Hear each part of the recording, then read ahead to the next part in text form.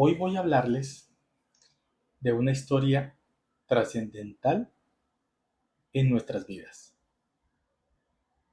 La historia que quisieron ocultarte de Jesús y María Magdalena y el legado secreto de sus hijos. Hay historias que no caben en los libros, relatos que sobreviven no porque estén escritos, sino porque se susurran, porque aunque se intente sepultarlos, la verdad siempre encuentra grietas por donde brotar, por donde manifestarse. La historia que voy a contarte es una de ellas. Durante más de 2000 años, el mundo ha escuchado un relato sobre Jesús. Un relato poderoso, sí, pero incompleto.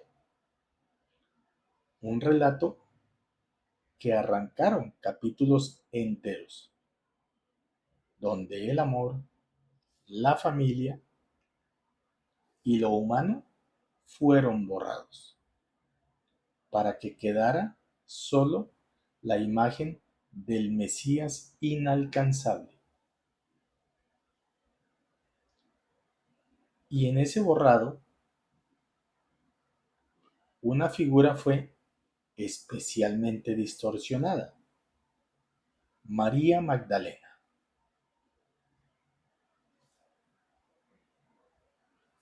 En el imaginario popular, por siglos se la llamó prostituta arrepentida. Un error o una estrategia que la redujo a una sombra en la historia. Pero María Magdalena fue mucho más que eso. Fue discípula, confidente, líder, compañera de misión y, según múltiples tradiciones ocultas, la esposa de Jesús. Sí, de Jesús, el maestro que caminó sobre el agua, al que devolvía la vista a los ciegos, el que enseñaba que el reino de Dios estaba dentro. También amó profundamente a una mujer y con ella formó un hogar y juntos trajeron hijos al mundo. Esto no es para los que se conforman con lo que les dijeron, es para quienes sienten que el Evangelio guarda secretos, para quienes sospechan que el verdadero Santo Grial no es una copa, sino una sangre viva. Hoy recorreremos el camino desde los orígenes de María en Magdala hasta su encuentro con Jesús, su unión, su vida como pareja, sus hijos y el legado que sigue latiendo en el mundo, aunque muchos lo quieran negar, otros no lo quieran escuchar y algunos otros le presten atención, lo escuchen y sin embargo les dé miedo hablar.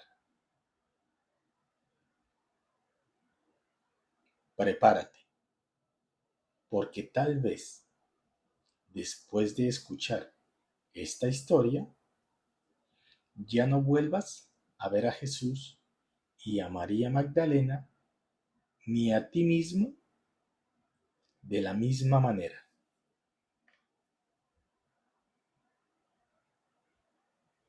Vamos a iniciar con los orígenes de María Magdalena, la cual, como todos sabemos, nació en Magdala, una ciudad portuaria junto al mar de Galilea. Magdala en arameo significa torre, y su nombre, María de Magdala, era también un título, la torre, símbolo de fortaleza. Magdala no era un lugar pequeño ni humilde, era un centro comercial activo, donde se comerciaban pescados salados y tintes de púrpura extraídos de conchas marinas. Un producto que solo podían costear los ricos y los gobernantes romanos. La familia de María pertenecía a la clase acomodada. Esto le dio algo inusual para una mujer judía del siglo I: educación. Aprendió a leer y escribir en arameo. Posiblemente conoció algo de hebreo y griego, y, según algunas tradiciones, incluso tuvo acceso a círculos de pensamiento helenísticos y egipcios. Pero crecer en Magdala también significaba convivir con tensiones, con presiones, con miedos, temores, señalamientos. Roma controlaba la religión con mano de hierro. Los sacerdotes defendían una interpretación rígida de la ley, y el pueblo esperaba, ansioso, la llegada del Mesías que los liberaría. En ese ambiente, María creció observando la injusticia,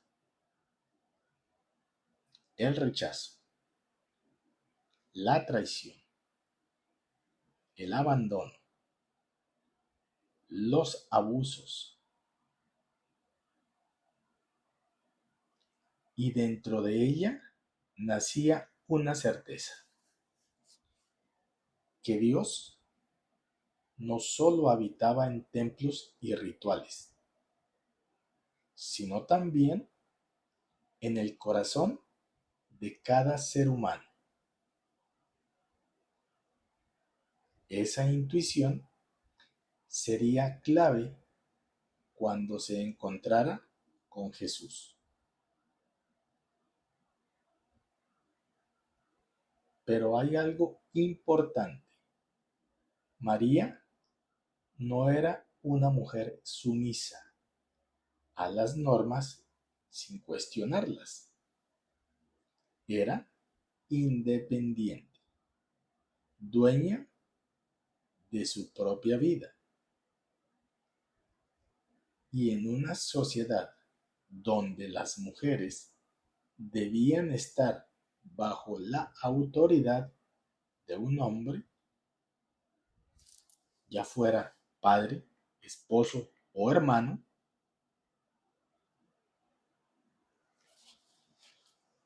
Esa independencia la convertía en un desafío al orden establecido.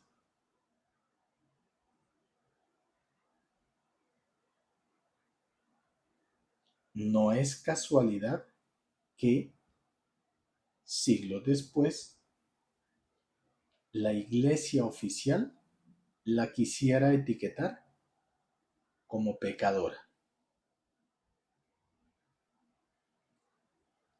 Era más fácil desacreditarla que reconocer que una mujer podía ser la compañera espiritual más cercana del Hijo de Dios, del Maestro. Por eso allí se está plasmando la realidad en la que María Magdalena vivió, soportó, abriéndose camino entre leyes injustas, hombres groseros y una sociedad llena de prejuicios, de apariencias.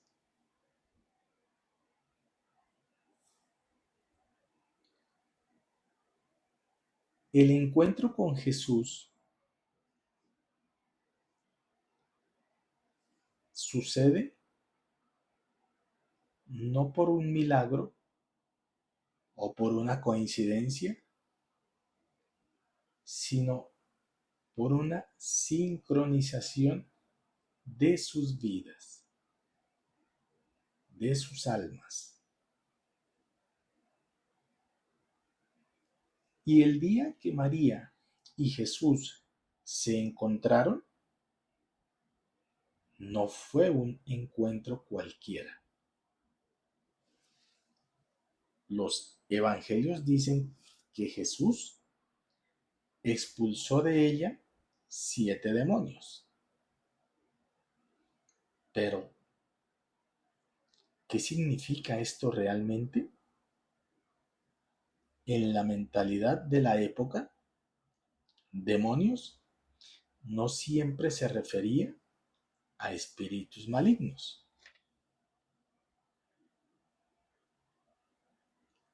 También podía hablar de enfermedades, traumas, bloqueos emocionales, bloqueos mentales, de linajes, de vidas pasadas, afectando a María como cualquier otro ser humano. Algunos estudiosos proponen que Jesús no la liberó de una posesión, sino de un peso interno que la consumía. Hay que reconocer que fue una sanación profunda, un despertar total.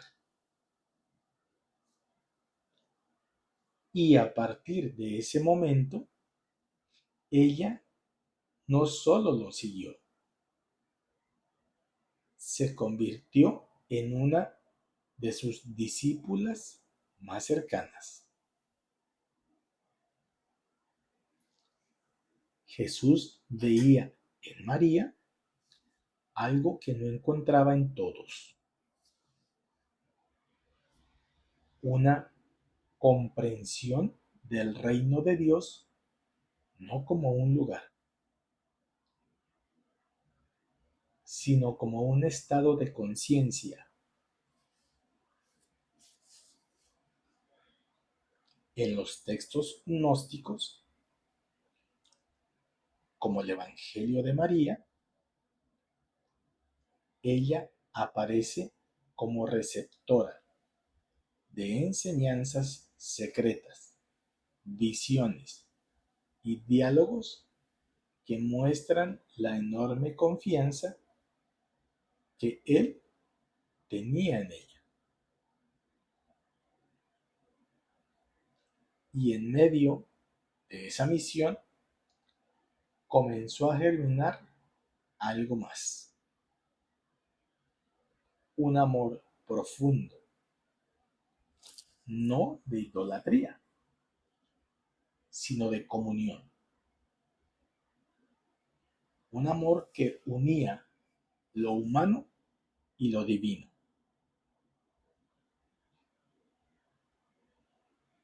En la cultura judía del siglo I,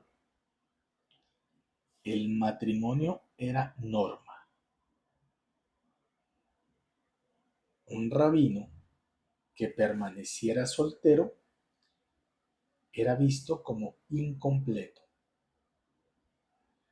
Por eso, la idea que Jesús estuviera casado no habría sido escandalosa en su tiempo. Lo sería más tarde, cuando la Iglesia buscó presentarlo como un ser totalmente apartado de lo humano.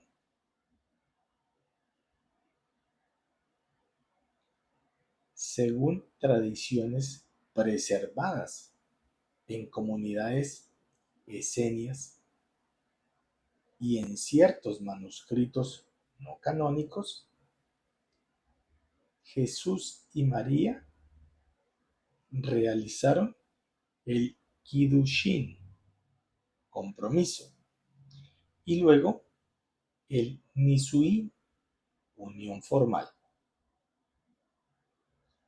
No fue una ceremonia pública masiva, sino un contacto o un pacto sagrado ante sus más cercanos. A partir de ese entonces, ya no solo compartían misión, compartían vida.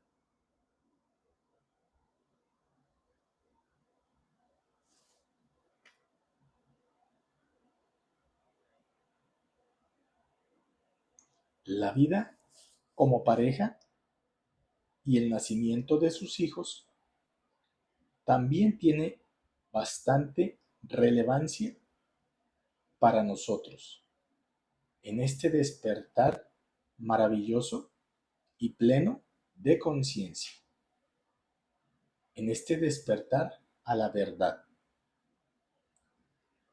a la realidad de quienes son nuestros maestros, nuestros guías, nuestra luz.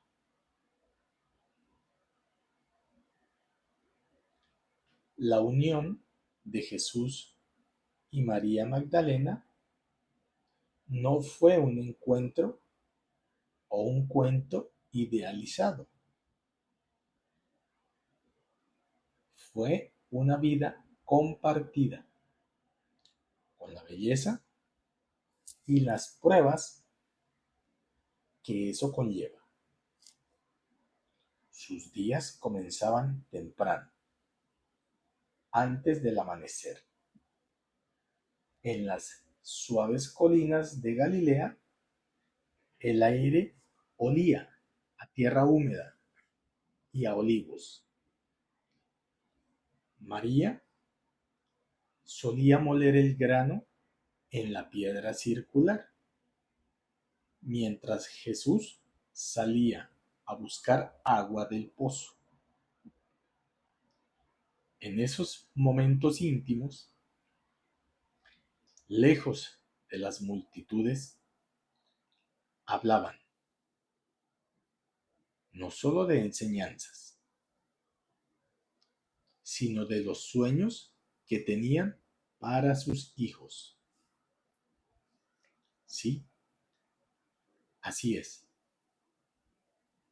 para sus hijos. Según las tradiciones que han sobrevivido en ciertos linajes familiares en Francia y en algunos textos apócrifos, Jesús y María tuvieron al menos 3 hijos. El primogénito, un niño, nació probablemente en Cafarnaúm. Le llamaron Jacobo, en honor al abuelo de Jesús, y siguiendo la tradición judía de preservar el linaje. Jacobo creció observando a su padre sanar a los enfermos y a su madre enseñar a las mujeres sobre oración y libertad interior. Más tarde, se convertiría en un líder silencioso, cuidando de su familia cuando la persecución arreciaba. La segunda fue una niña, Sara, cuyo nombre significa princesa. Su nacimiento estuvo rodeado de un aura especial, porque ocurrió durante una de las estadías de Jesús y María en Betania, bajo la hospitalidad de Lázaro y Marta. Sara heredó de su madre la fuerza y la mirada intensa, y de su padre la compasión, la misericordia y la expansión. Años más tarde, la historia de Sara se fundiría con las leyendas del sur de Francia, donde se la veneró como Sara la Cali por los gitanos de la región.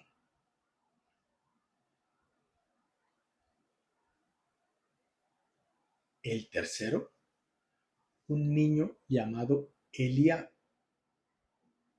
llegó poco antes que la misión pública de Jesús entrara en sus momentos más peligrosos, más críticos. Eliab apenas recordaría el rostro de su padre, pero su madre se encargaría de contarle quién era y por qué había entregado su vida. Desde el amor, la gratitud, la fe, la confianza en el plan divino y perfecto del Creador para con él. La cotidianidad que no se cuenta. En la cultura judía de la época, la familia era el centro de todo.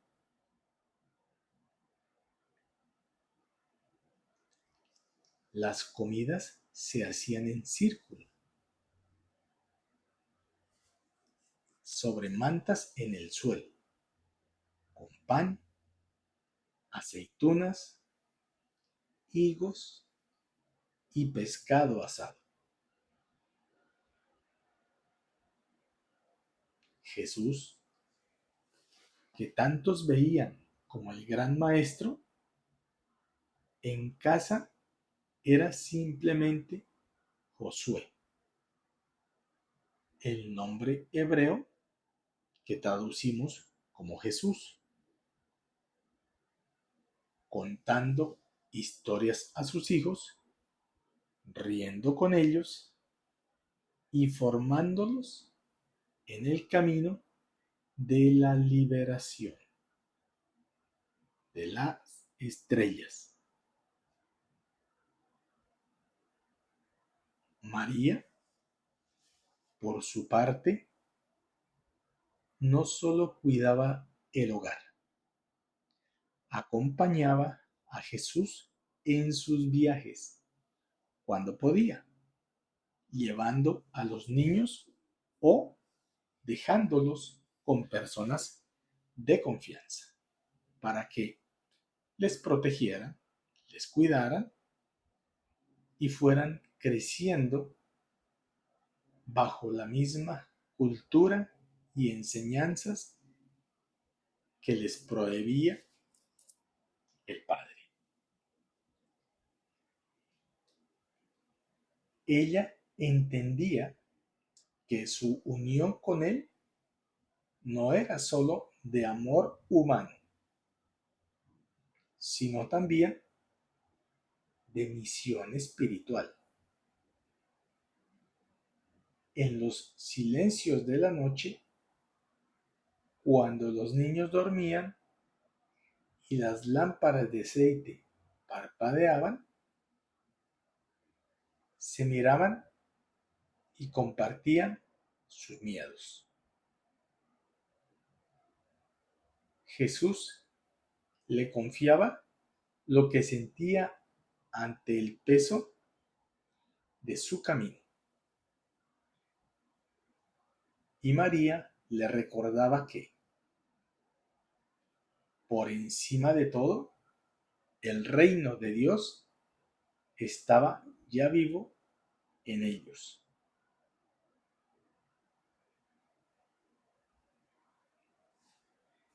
Ese amor era su refugio, su sostén, su apoyo, su hogar, aunque estuvieran lejos de casa.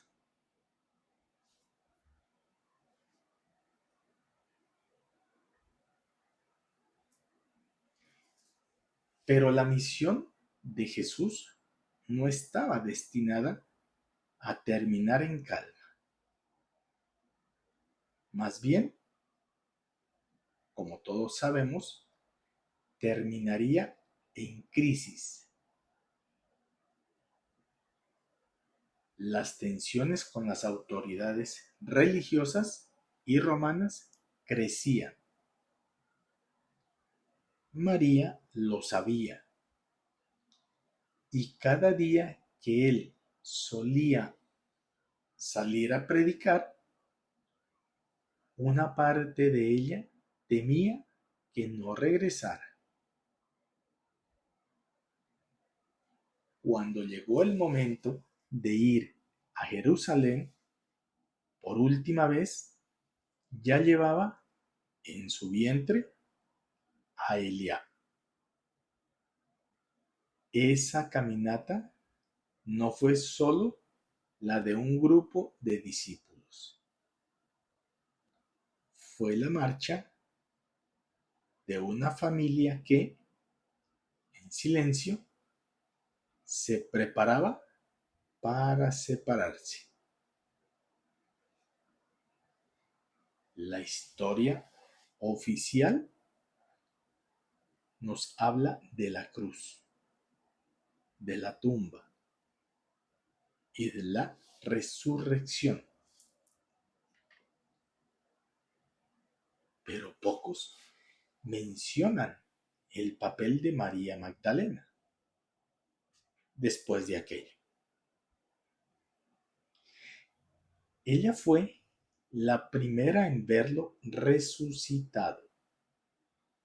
Sí, pero también fue la que tuvo que soportar decisiones cruciales para proteger a sus hijos.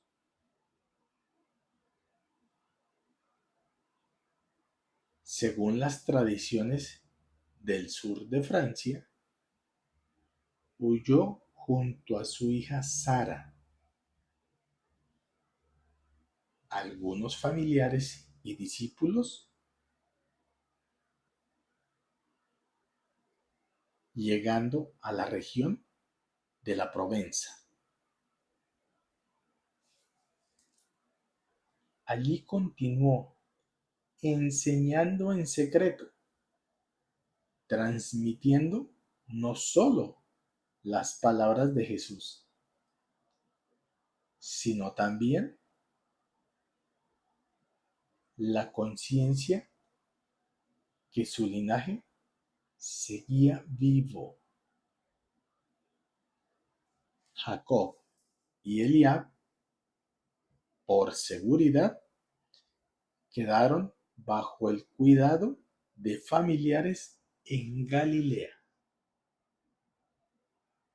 y en comunidades esenias, lejos del ojo romano.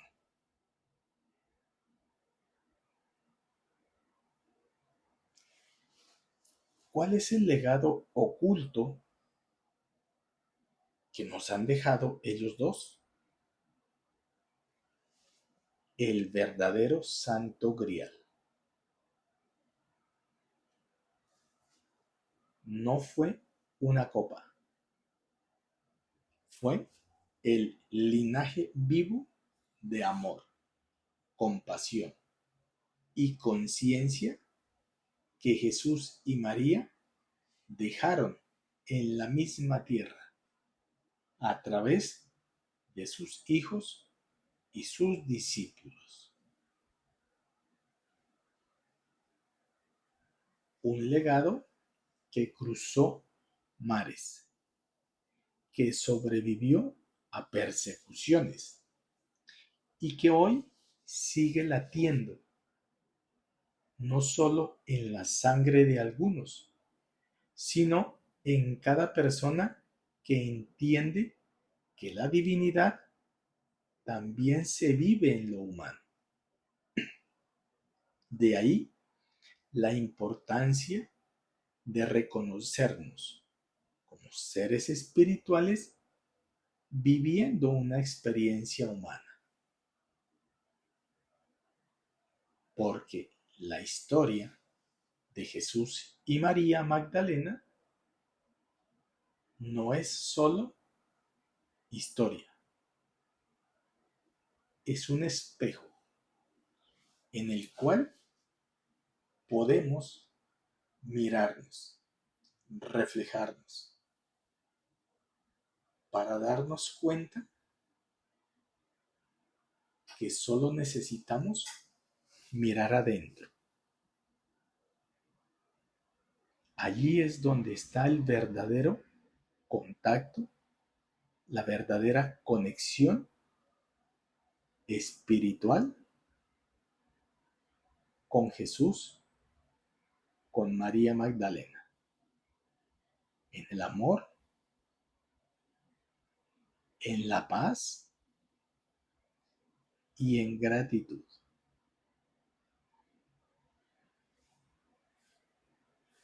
Un recordatorio que el amor sagrado no solo es espiritual, ni solo carnal, es la unión de ambas dimensiones en toda su magnitud, su expansión y su plenitud. Y tal vez esa fue la enseñanza que más incomodó al poder. Que Dios no estaba lejos, en lo alto, sino aquí, en la unión de dos almas que se reconocen y se eligen, incluso cuando el mundo entero les da la espalda. Quiero invitarte a que me sigas, a que te suscribas en mi canal Elber Coach Cuántico 5D en YouTube e Instagram. Voy a continuar con estos relatos y estas entregas para que vayamos expandiendo nuestra conciencia, nuestro espíritu, nuestro corazón a la luz del universo, a la verdad, a ese reencuentro verdadero en nosotros mismos, con la luz de Jesús, de María Magdalena, con sus enseñanzas, con su guía, con su perdón, con su compasión, pero sobre todo con el amor incondicional de ellos para con cada uno de nosotros, en su ejemplo, en su guía, para que de una vez por todas rompamos esa verdad a medias que nos han dicho y hemos creído. Hoy tienes la verdad completa.